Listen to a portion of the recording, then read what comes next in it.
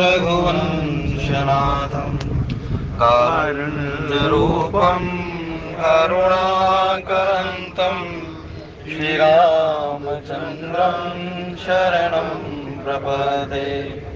मनोजवं मारुततुल्यवेगं जितेन्द्रियं बुद्धिमतां वरिष्ठं वातात्मजं वानरयूथमुख्यं श्रीरामदूतं शरणं प्रपदे।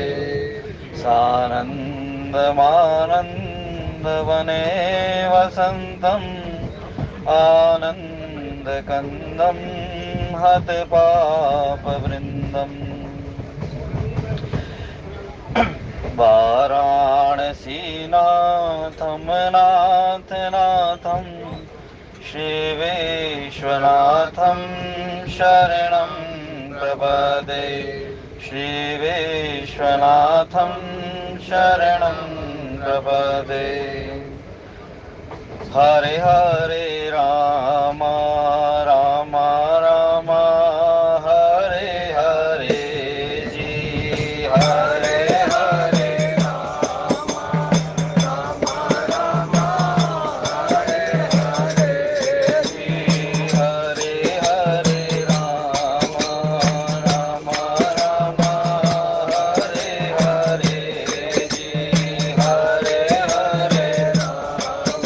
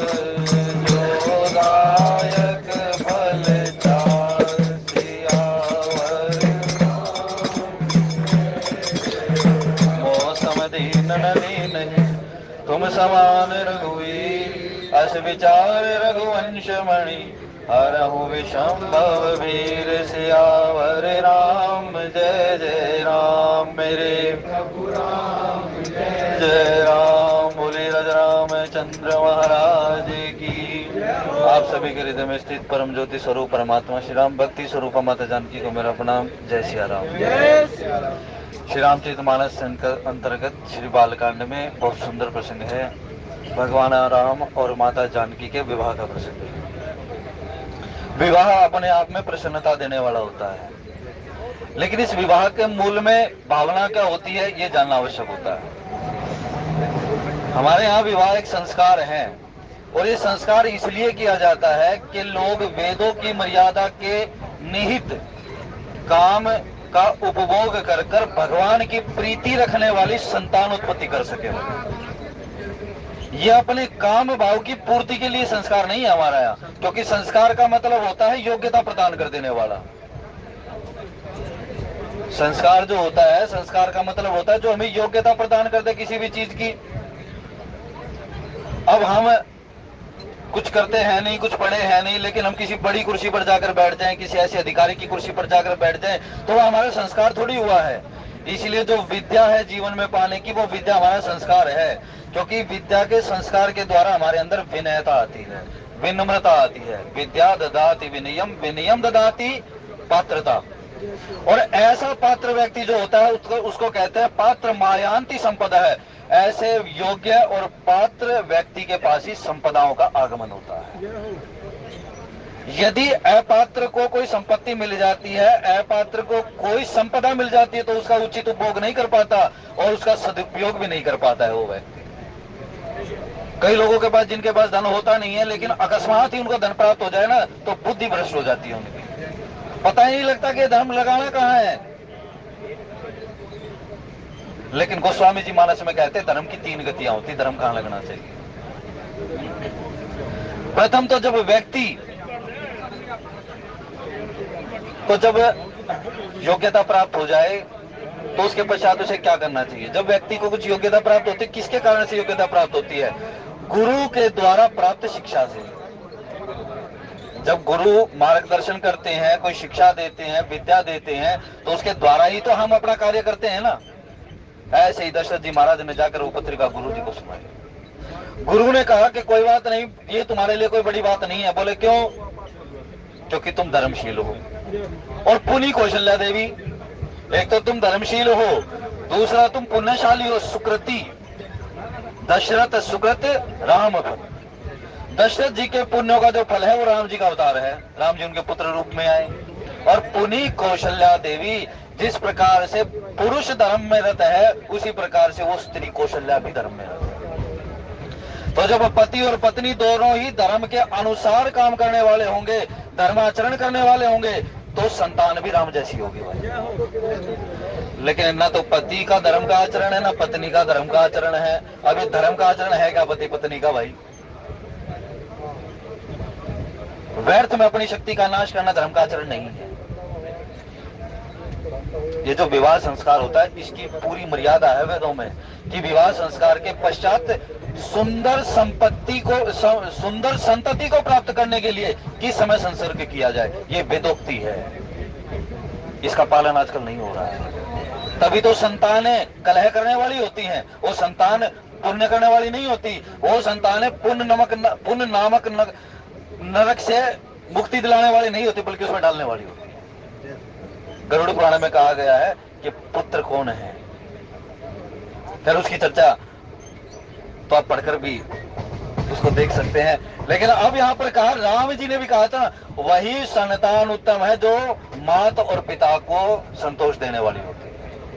इस बात को भगवान शंकर भी कहते हैं। ये चौपाई जो है भगवान राम ने कही, सुन जननी पितु मात तोष निहारा। जो माता पिता को संतोष देने वाली संतान है, उसी का इस संसार में जन्म लेना, उसी का इस जन्म लेना इस संसार में उत्तम है। भगवान शंकर भी इसी बात को कह देते हैं। सुनो माते कुल धन्य जगत पूज्य सुपुनीत, श्री रघुवीर पयायण जहि नर उपज विनीत। जिस कुल में भगवान श्री रामचंद्र जी के चरणों में, श्री ठाकुर जी के चरणों में प्रीति रखने वाली, अनुराग रखने वाली, प्रेम रखने वाली संतान उत्पन्न हो जाए वो कुल तर जाता है, वो धन्य है इस संसार में। तो इसलिए हम प्रयास करना चाहिए कि उस वेदों की मर्यादा के अनुसार ही हमें अपनी गृहस्थी का पालन करना चाहिए। और एक बात और रखें, जो गृहस्थ व्यक्ति अन अधिकार से धन का अर्जन करता है, उसकी संतान धर्म के साथ साथ उसका भी नाश कर देती है। धन का तो नाश करती ही करती है, स्वयं में उस पुरुष का भी नाश कर देती है। इसलिए धन का अर्जन धार्मिक होना चाहिए। हमारे यहाँ ऐसे ही निकाह के ये चतुष्ट पुरुषार्थ, धर्म अर्थ काम और मोक्ष। धर्म का फल क्या है? धर्म का फल है अर्थ, और अर्थ का मतलब है काम की पूर्ति। और जब काम की पूर्ति का फल है जीव के अंदर से आसक्ति रहित होकर मोक्ष की प्राप्ति कर लेना, ये एक प्रक्रिया है हमारे यहाँ। इसीलिए नहीं कहा गया जब हम कोई पूजा पाठ करते हैं तो चतुष्ट कहते हैं ना, चतुर पुरुषार्थ संसिद्ध्यर्थम। उन हमारे जो हम ये कर्म कर रहे हैं, इस कर्म के द्वारा हमारे चारों पुरुषार्थों की, यानी हमारा जो धर्म है वो धर्म इस कर्म से हो रहा है, हम धर्म कर रहे हैं। इसके द्वारा जो हमें अर्थ प्राप्त हो, यानी इसमें जो हमारा धन लगे वो उत्तम धन हो, और उसके पश्चात जो हमारी जो सदकामना है वो पूरी तो हो, और सदकामना पूरी होने के पश्चात उसका बीज नष्ट हो जाए और फिर हम उससे ऊपर उठ जाए। सकाम और निष्काम दो ही तो भावना है, लेकिन यहाँ पर सकाम भावना से भगवान उत्पन्न हुए, लेकिन उसके निहित क्या था? निष्कामता थी। यहाँ देवताओं की भी सकामता थी, यहाँ मनुष्यों की भी सकामता थी, और यहाँ किस कामता नहीं थी। लेकिन भगवान ने कहा कोई बात नहीं, मुझे कोई सकाम भाव से भी बचता है तो भी मैं उसकी भावना पूरी करता हूँ। ध्रुव जी महाराज यद्यपि भगवान को प्राप्त कर गए, लेकिन भगवान ने कहा जो तेरे अंदर बीज था ना, वो भी बीज कामना का खत्म नहीं हुआ। इतने जन्मों पहले तूने एक इच्छा करी थी कि मैं भी राज भोगूं, तब तुझे कल बरराज भोगना पड़ेगा। श्री राम जय राम। इसीलिए भगवान की प्राप्ति हो जाने के पश्चात भी यदि कामना का बीज शेष रह जाता है तो उसको भोगना पड़ता है भाई। इसीलिए तो कहा गया कि धर्म का आचरण करते हुए जीव अपनी कामनाओं का त्याग कर दे, आसक्ति रहित हो जाए। इसी पूरे के पूरे मार्ग को कहते हैं संन्यास मार्ग।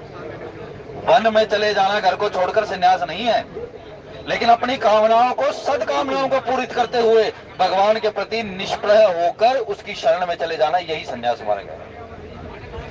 अब यहां चले गए। अब उन्होंने कहा, दशरथ जी महाराज ने आकर सुनाई बातें रनिवास में। रनिवास का मतलब जहां पर रानियां रहती हैं, और रानियों के रनिवास में किसी को जाने की आज्ञा नहीं होती। यद्यपि तो रनिवास की मर्यादा यह है कि यदि रानी ना चाहे तो राजा भी प्रवेश नहीं कर पाता, ऐसे रनिवास की मर्यादा है। तो जनक जी महाराज, दशरथ जी महाराज वहां पर गए, रनिवास को बुलाया, सारे रनिवास को, और सभी रानियों का रनिवास था, सभी को बुलाया, सबके अलग अलग महल थे। पूरा का पूरा रनिवास आया। उस रनिवास में सभी प्रकार की स्त्रियां थी, ब्राह्मणों की पत्नियां भी थी, गुरुजनों की पत्नियां भी थी, अपनी पत्नियां भी थी, और उनकी दास दासियां भी थी। पूरा का पूरा रनिवास, रानियों का निवास जहां पर है। और रनिवास आया तो रनिवास को सारी सूचना बताई कि ऐसे ऐसे पत्रिका, और वहां कहा कि भाई उन सभी ने जो बुलाया ना, उन सबकी भावना कितनी होगी? अपर कथा भूप बरबरनी। और फिर उसके अलावा जो कथा, एक तो पत्रिका पढ़ी, इस पत्रिका में ये लिखा है, सारी रानियों को प्रसन्नता होगी, लेकिन अपर कथा, अब उसके अलावा कथा सुनाई है। ये तो सूचना मात्र है, पत्रिका में कथा नहीं है। ये सूचना में तो मात्र निमंत्रण है कि भाई विवाह का समय है, अपनी बारात को सजाओ और आ जाओ, लेकिन अब कथा सुनाई है। और इस कथा को सुनकर सारी की सारी रानियां अनुराग के वश हो गई। इसीलिए जब कथा सुनी जाए ना तो बड़े प्रेम के साथ सुनना चाहिए। राम कथा कली कुटुब कुठारी, सादर सुनु गिरिराज कुमारी। जे यह कथा सुनही सादर मन लाई, जे यह कथा सुनही मन लाई। जो इस कथा को बड़े मन लगाकर सुनते हैं उसकी व्यथा जीवन में रह नहीं सकती। अब उन्होंने कहा, रानियों को सूचना दे दी, रानियों को कथा सुना दी। कथा को सुनकर सारी की सारी रानियों के हृदय में अनुराग उत्पन्न हो गया। और जो अनुराग उत्पन्न हुआ, तो अनुराग कैसे उत्पन्न हुआ? एक तो अपने पुत्र का चिंतन कर रही हैं, उसकी लीलाओं का चिंतन कर रही है, उसके कृत्यों का चिंतन कर रही है, और फिर ऊपर से ब्राह्मणों को बुला लेती हैं। जब मंगल समय हो तो दान अवश्य देना चाहिए, पात्र को दान देना चाहिए। लेकिन यहाँ पर एक चीज और बड़ी गूढ़ आ जाती है, वो यहाँ करने की बात नहीं है, क्योंकि वो सभा में नहीं बोली जाती, वो अनुभव की बात है। दशरथ जी महाराज कौन है, कौशल्या कौन है, सुमित्रा कौन है, इसके अध्यात्म भाव को समझना चाहिए। यहाँ कुछ दशरथ जी महाराज और केकई जी महारानी के जो प्रेम भाव है, जो उनका आपसी संबंध है, उसको लेकर भी कुछ छिटाकाशी करते हैं, लेकिन इस बात को, इसके मूल भाव को समझना चाहिए। मात्र एक रामचरितमानस का नहीं, इसके साथ अन्य अन्य जो सदग्रंथ है, जो सहायक ग्रंथ, उनका आवश्यक है रामचरितमानस को समझने के लिए अध्ययन। रामचरितमानस सार है, और ये सार प्राप्त हो सकता है राम सर में उतरने के पश्चात। सर का मतलब होता है सरोवर। जब सरोवर, कल भी चर्चा हो रही थी, जब कोई व्यक्ति सरोवर में डुबकी लगाएगा, अब वो सरोवर क्या होगा, मीठा जल होगा उसका, और तो उसको, उसके मन में भावना होगी, इसके मन में जिज्ञासा होगी, उत्कंठा होगी कि यहाँ सारे साइड, यहाँ चारों तरफ ही ऐसा खारा जल है, लेकिन इस सरोवर में मीठा जल क्यों है। अब कुछ लोग होते हैं ना जो कथा में नहीं चढ़ते डेली, तो वो सोचते हैं सारे भीड़ लगाकर यहीं पर खड़े हो जाते हैं, ऐसा क्या है इस कथा में। जिसके अंदर ये जिज्ञासा होगी वो कथा से जुड़ जाएगा भाई। एक बार ये जिज्ञासा होने की बात है। एक हमारे साथ भी आते हैं, उनके मन में क्या थी, बड़ी चिंता रहती थी कि घर पे पीटा जाता, उनके बड़े भाई के द्वारा उसको पीटा जाता। भगवान के बड़े अनन्य हैं, बड़ा प्रेम रखते हैं भगवान के चरणों में। घर पर उसके भाई मारते थे, उसकी माता भी उसको कुछ कहती थी, ठाकुर जी की सेवा नहीं करने देती थी। बड़ी चिंता आ गई तो फोन हो गया, और फिर मिले रास्ते में, तो उन्होंने कहा ऐसी चिंता है। मैंने उसको कहा कि भजन तो करते हो, उत्तम बात है, लेकिन कथा में प्रवेश नहीं है। कथा में प्रवेश करो, हो सकता है भगवान ने उनके लिए कुछ बात बुलाई हो। अब वो समय है कि वो फोन करके भी ये पूछते हैं कि कौन सी गाड़ी में कथा हो रही है, और भजन भी पुष्ट होता है, माला भी रहती है हाथ में, और कथा भी सुनते हैं, और भजन भी होता है। बात है कथा से मन से जुड़ जाने की। जिसका मन जुड़ गया ना कथा में, फिर वो कहीं जाता नहीं है, उसका पतन नहीं होगा, निश्चित बात है। वो स्वामी जी कहते हैं। अब वो कथा सुनाई, ब्राह्मणों को बुलाया, ब्राह्मणों को दान दिया। दान उसी को देना चाहिए जो उसका पात्र है, जो उसको पचास लेने की क्षमता रखता है। ऐसे ही यद्यपि कलयुग में कहा जाता है ये इनके प्रकार दान दे दो कल्याण होगा, लेकिन दान देने की भी एक विधा है। ऐसा नहीं है कि ऐसे पैसे बिखराते फिरो भाई। दान देने का एक अपना नियम है, किसी को भी दान नहीं देना चाहिए। उस दान की गति क्या हो रही है, दान देने की भावना क्या है, दान देने का समय क्या है। ये तो एक बात कह दी कि किसी भी विधि से कलयुग में दान दे तो वो कल्याण करेगा, लेकिन ऐसा नहीं है। पात्र को दान देना चाहिए, और मन से संकल्प कर कर दान देना चाहिए। लगता नहीं है वो दान बिना संकल्प के लिया और दिया। अपर कथा भूप पर वर्णी, वो कथा सुनाई, दान को बुलाया, और फिर उसके पश्चात किसको बुलाया, उसके बुलाया जाचकों को। पहले बुलाया ब्राह्मणों को। इससे यहाँ सिद्ध होता है कि ना तो ब्राह्मण उपस्थित थे वहां पर उस सभा में, न वहां गुरुजी उपस्थित थे, और ना पर याचक। याचक को बुलाया गया है। अब देखो मांगने वाले को कितनी है, संपन्न है वो नगरी अयोध्यापुरी, संपन्न है। देवता भी इसके राज पर, इसकी संपदा पर अपनी नजर रखते हैं कि हमें भी लजा रही है, अमरावती को भी लजा रही है ये। लेकिन वहां कहते हैं उस नगर के, उस अवधपुरी के याचक लोग भी ऐसे हैं कि उनको बुलाना पड़ता है दान देने के लिए। ऐसे यहीं कहीं मांगने के लिए नहीं फिरते वहां। तो उन्होंने कहा जाचक लिए अहंकारी, उनको बुलाया है, जाओ भाई, घर घरों से उठकर जाओ, जाओ, राज समाज में बुलाया जा रहा है, राज दरबार में निमंत्रण है तुम्हारा, जाओ। बोले किस लिए, कि वहां दान दिया जा रहा है, हमें आवश्यकता नहीं है, लेकिन जब दान दिया जा रहा है और जो उसका अधिकारी उसको जाना चाहिए। हमारे यहाँ सभी, जिसको कहते हैं ना वर्ण कहते हैं, ये फलाना वर्ण है, फलाना वर्ण है, कोई छोटा बड़ा वर्ण नहीं है भाई। हमारे यहाँ विवाह में प्रत्येक वर्ण की आवश्यकता होती है, एक भी वर्ण नहीं छुपता, और उसके बिना पूरा भी नहीं होता। कोई कह दे हम विवाह कर रहे हैं, फलाने को छोड़ दे, उसके बिना विवाह पूरा नहीं होता। इसीलिए प्रत्येक वर्ण की सहभागिता प्रत्येक कर्म में है हमारे यहाँ, किसी भी संस्कार में ले लो। और फिर उन्होंने कहा उनको दान दिया, और उसके दान दिया किस प्रकार से है महाराज, कहते चले पहिरे पटनाना। दान देने की विधा देखिए, यहाँ याचकों को बुलाया है, यद्यपि संपन्न है, कोई आवश्यकता नहीं है दान लेने की, लेकिन उनको पहिरे पटनाना, अनेकों प्रकार के वस्त्र पहना कर भेजे हैं वहां से। अंग वस्त्र पहनाया है, उनका पटका पहनाया है, उनको पगड़ी पहनाई है, उनको महाराज साफा पहनाया है, और उनको धोती पहनाई, उनको पजामा पहनाया है, जो जो भी वस्त्र थे, बोले यहाँ से बिना कुछ पहने जाना नहीं है, पूरी तो करे। यानी दान इसी प्रकार से दिया जाता है, जब लेने वाला भी प्रसन्न हो और देने वाला भी प्रसन्न हो, तब दान लगता है। श्री राम जय राम।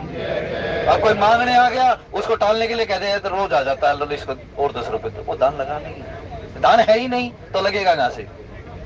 लेकिन यहाँ दान दिया, हर्षी हने गए गए निशाना, और फिर वहां अनेकों प्रकार के वाद्य यंत्र बजाए गए। मंगल समय में और अमंगल समय में, दोनों ही समय में वाद्य यंत्र बजाए जाते हैं, लेकिन वो अलग अलग प्रकार के होते। कोई नगाड़ा होता है, कोई नाद होता है, कोई शंख होता है।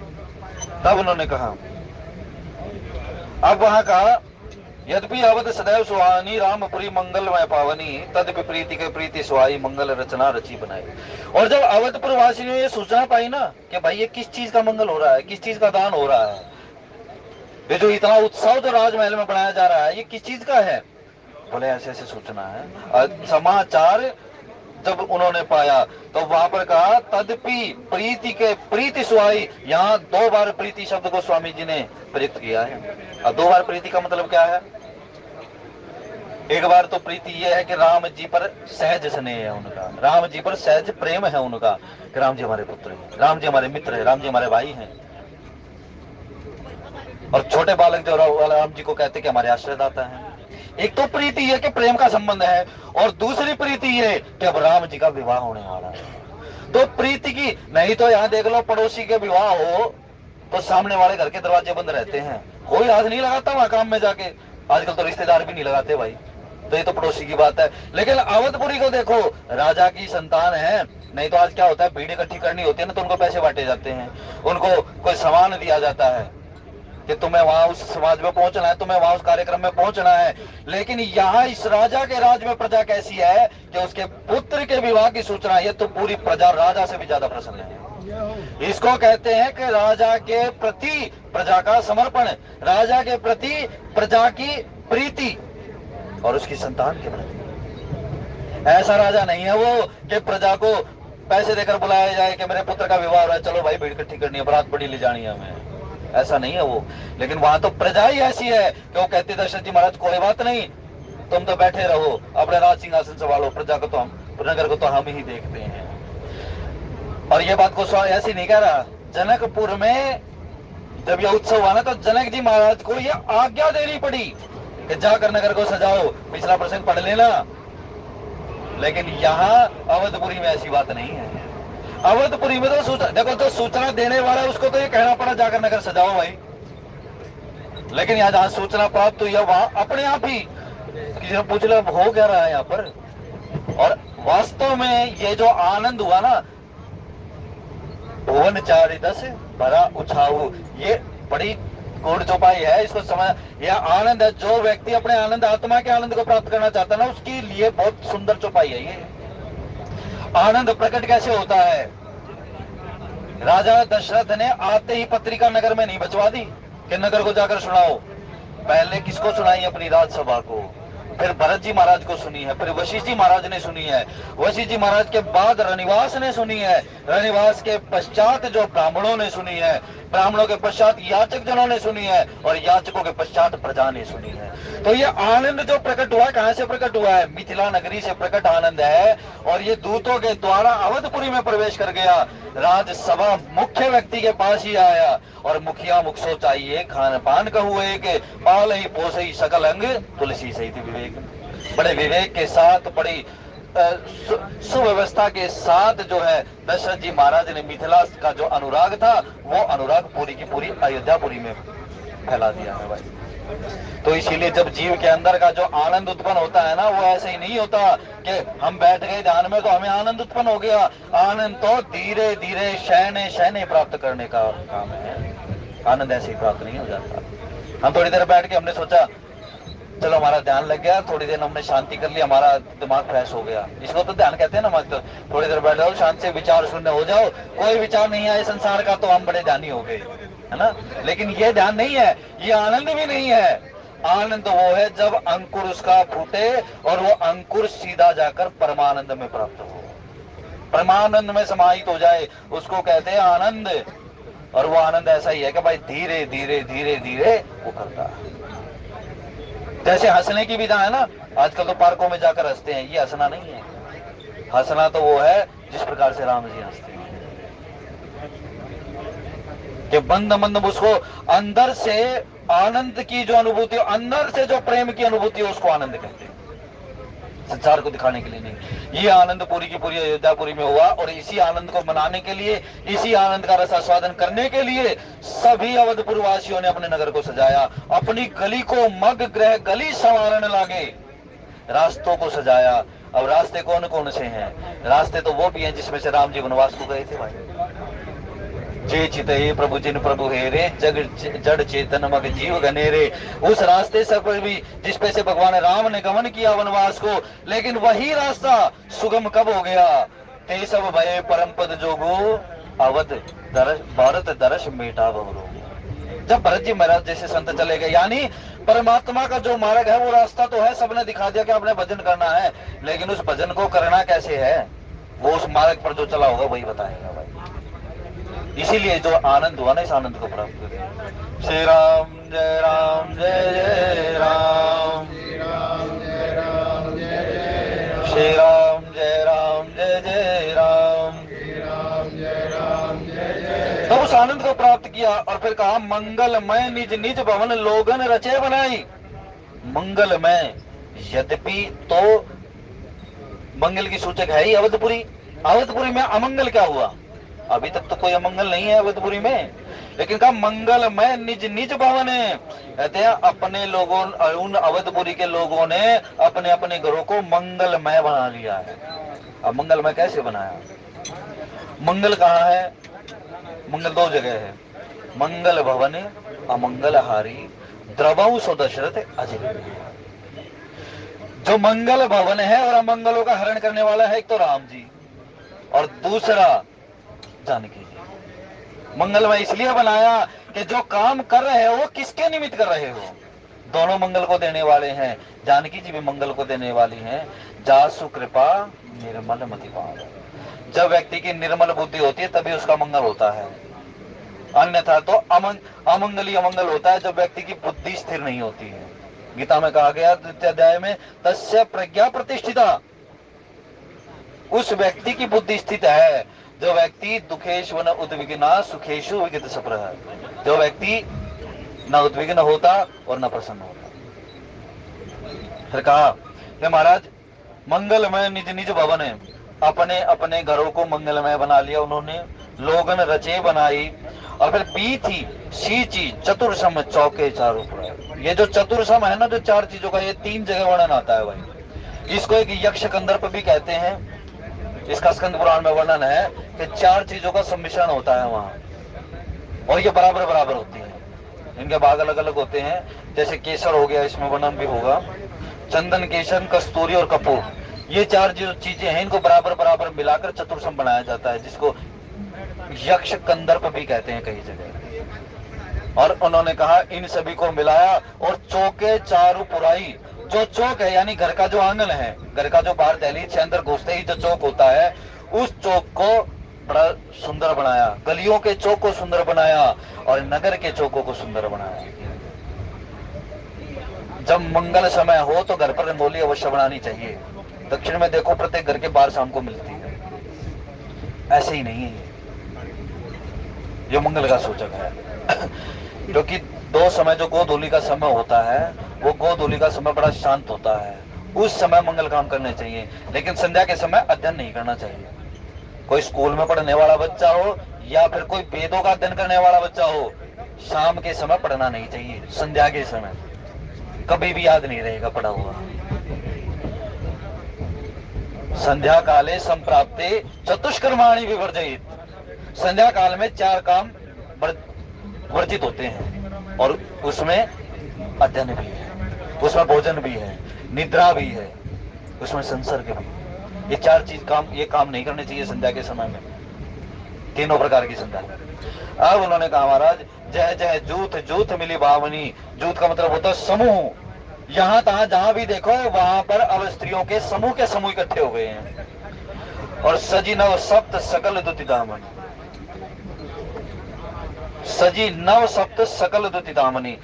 इसलिए कहते हैं कि बिजली की कांति सी वाली, द्युति का मतलब, द्युति दामनी का मतलब होता है बिजली के समान।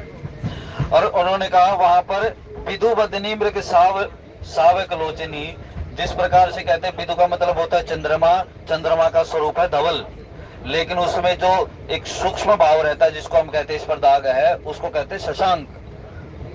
जब चंद्रमा की ऐसी दृश्यता हो, जो चंद्रमा ऐसा दिखे तो उसको शशांक की संज्ञा दी गई है। लेकिन यदि चंद्रमा धवल है, जैसे पूर्णिमा गई, तो इस पूर्णिमा के समय पर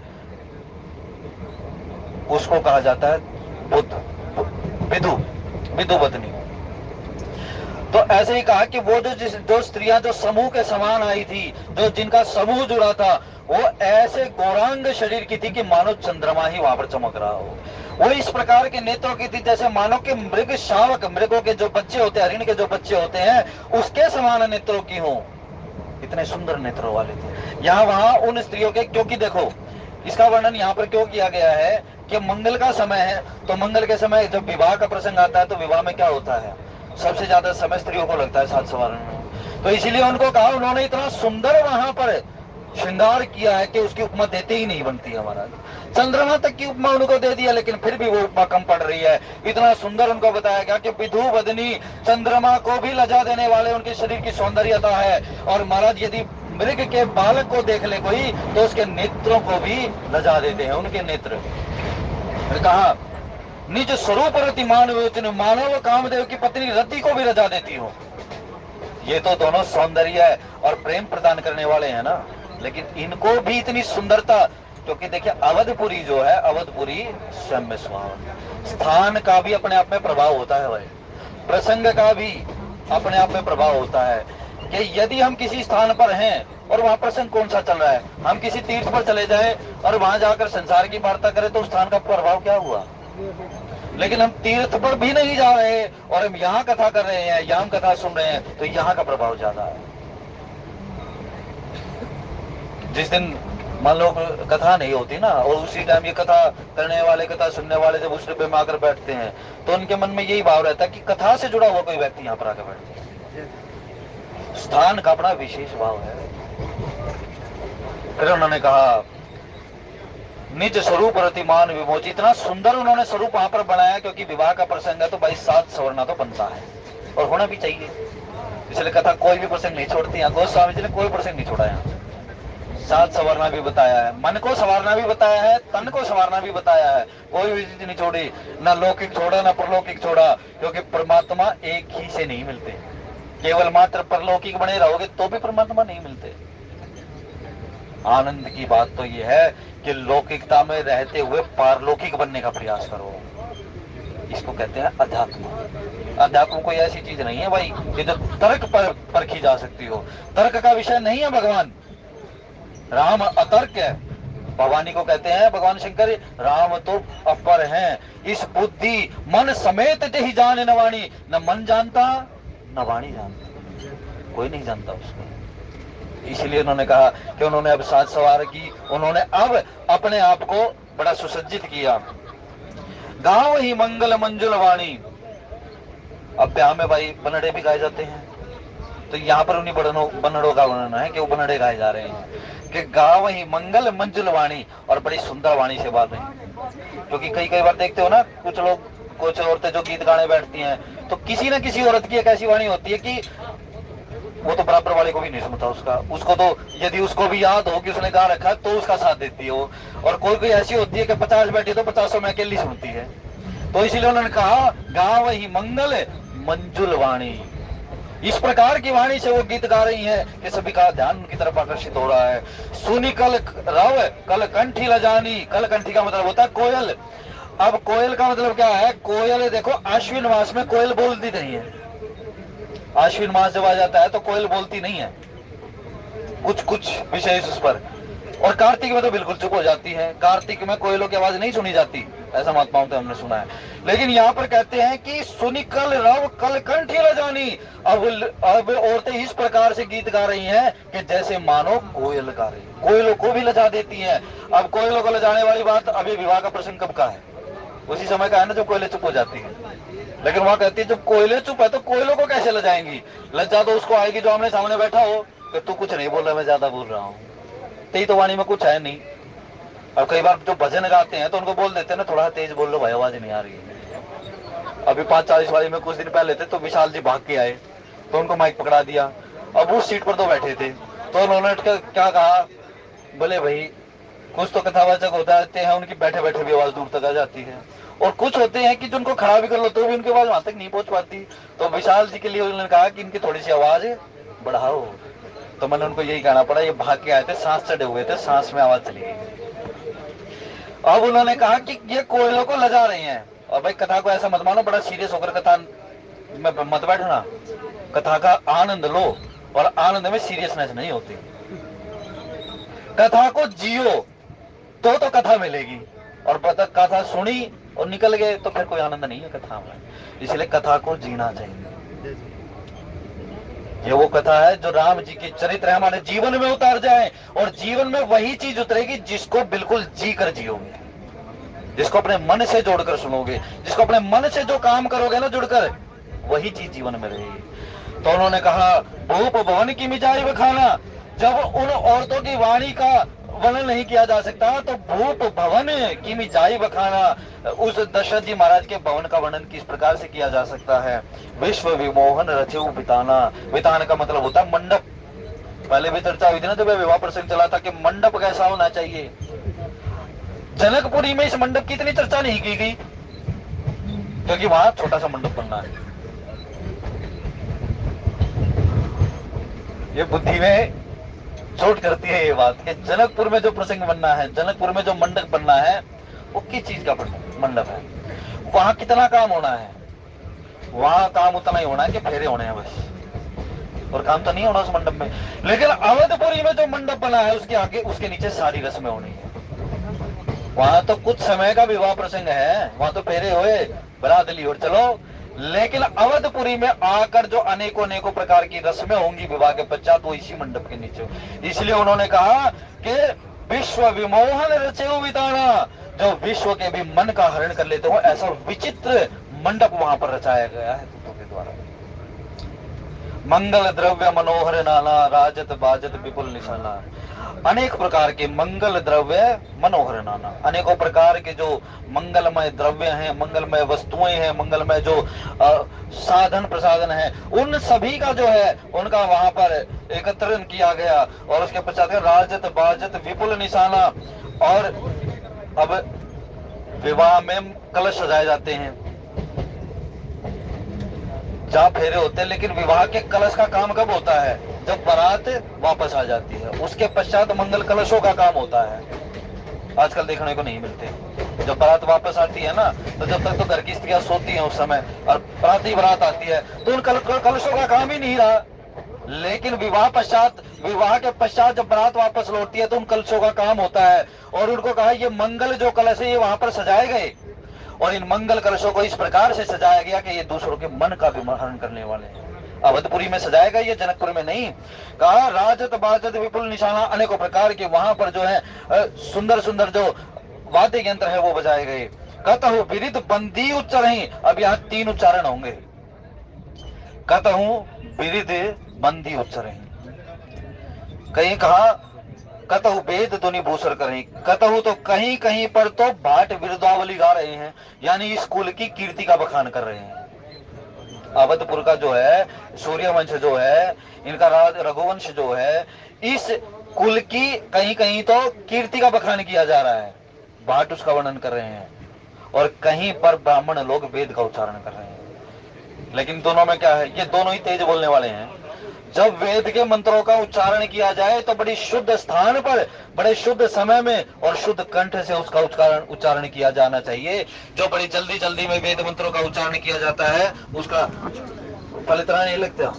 लेकिन उन्होंने कहा वेद मंत्रों का उच्चारण किया गया, कहा तो बंदी जन गा रहे हैं और कहीं पर वेद पाठ कर रहे हैं ब्राह्मण, दोनों ही तेज उच्चारण करने वाले, इसलिए इन दोनों को अलग अलग बिठाया गया कि यहाँ पर तुम बैठ जाओ और यहाँ पर ब्राह्मण लोग बैठ जाएंगे। फिर कहा गाँव ही सुंदर मंगल गीता, ले ले नाम राम और सीता। अब गीत कौन गा रहे हैं? देखिए भाट तो गा रहे हैं वृंदावली, कीर्ति का बखान कर रहे हैं, वेदों का पाठ कर रहे हैं ब्राह्मण, लेकिन गीत कौन गा रहे हैं? गीत तो गा रही हैं स्त्रियां। और गीत गा कैसे रही हैं? और गीत के गाने का क्या है? जो मैंने कहा बंदे गाए जाते हैं, वहां क्या है? अवधपुरी में गान हो रहा है ना, अवधपुरी में सारा प्रसंग हो रहा है। तो ये अवधपुरी किसकी है? ये राम जी का निवास स्थान है। तो इसीलिए यहाँ गोस्वामी जी ने पहले लिखा ले ले नाम राम और सीता। जहां पर गीत गाए जाते हैं ना, वहां यदि लड़की के घर पर गीत गाए जाते हैं तो लड़की का ज्यादा नाम लिया जाता है भाई, और लड़के के घर पर यदि गीत गाए जाते हैं तो लड़के का नाम ज्यादा लिया जाता है। ये अवधपुरी है, ये राम का निवास स्थान है, इसीलिए यहाँ राम जी का नाम अधिक लिया जा रहा है। राम जी का नाम पहले लिया जा रहा है, उसके पश्चात जानकी जी का नाम लिया जा रहा है। अब लेते हैं ना, लड़के का नाम भी लेते हैं, फिर उसके कुल का, उसके दादा का, उसके पापा का, सबका नाम लेते लेते और पता नहीं क्या क्या कह देते हैं इस गीतों में तो। और मिथिला नगरी की तो रीति ऐसी है, वो तो गाली भी समाहित कर देते हैं। जैसे ब्रज क्षेत्र है ना, ब्रज क्षेत्र में जाकर ब्रजवासियों के प्रति कभी भी अपने मन में कोई ऐसा भाव मत लाना कि ये ऐसे लोग हैं। ये जो ऐसे ऐसे क्षेत्र होते हैं ना, ये अपना फल प्रदान करने वाले। फिर उन्होंने कहा ले ले नाम राम और सीता, राम जी का और जानकी जी का नाम ले लेकर जो है वो सारे गीत गा रहे हैं। बहुत उत्साह भवन अति थोड़ा, उत्साह तो ज्यादा है लेकिन कहते हैं भवन अति थोड़ा, महल बहुत छोटा हो। ये देखा होगा कई बार इस्कॉन वाले जो लोग हैं, हाथ पकड़ के ये घूमते और भजन गाते हैं, इनके लिए कभी कभार वो उस बिराही जी के मंदिर का जो आंगन है वो भी छोटा पड़ जाता है, बाहर निकलने वाले हो जाते हैं। इसलिए उन्होंने कहा ये उत्साह तो इतना ज्यादा है कि ये उत्साह केवल मात्र अवधपुरी के इस राजमहल में नहीं होना चाहिए, ये तो इस भवन से बाहर जाना चाहिए। तो ये उत्साह बहुत ज्यादा है और ये भवन बहुत छोटा है। और कहा मानव उमगी चला चहोरा, कि मानो ऐसा लगा कि इस छोटे से महल का भी अतिक्रमण कर कर ये आनंद जो ये उत्साह जो है आज इससे बाहर जाने वाला है, इससे बाहर उमड़ गया है। शोभा दशरथ भवन कही को कभी बरने पार, जहाँ सकल सुर शीस मनी राम लीन अवतार। कहते हैं उस दशरथ जी महाराज की, उस भवन की, दशरथ जी महाराज की कौन उपमा दे सकता है, कौन उनका वर्णन कर सकता है कि जहाँ सकल सुर शीश मणि, जहाँ सभी के सभी देवताओं के शीश पर विराजने वाले, यानी जिनकी आज्ञा देवता भी अपने शीश पर शिरोधार्य करते हैं, ऐसे भगवान राम जी का जिस रघुकुल में अवतरण हुआ है, उस रघुकुल के उस भवन का कौन वर्णन कर सकता है? कोई कभी वर्णन कर ही नहीं सकता है महाराज। इसीलिए ये विवाह प्रसंग है, आप सभी को आनंद देने वाला हो। इसके जो निहित जो अर्थ है, इसके निहित जो ज्ञान भाव है, वो सभी आप सभी को प्राप्त हो। भगवान की कृपा आप सब पर बनी रहे।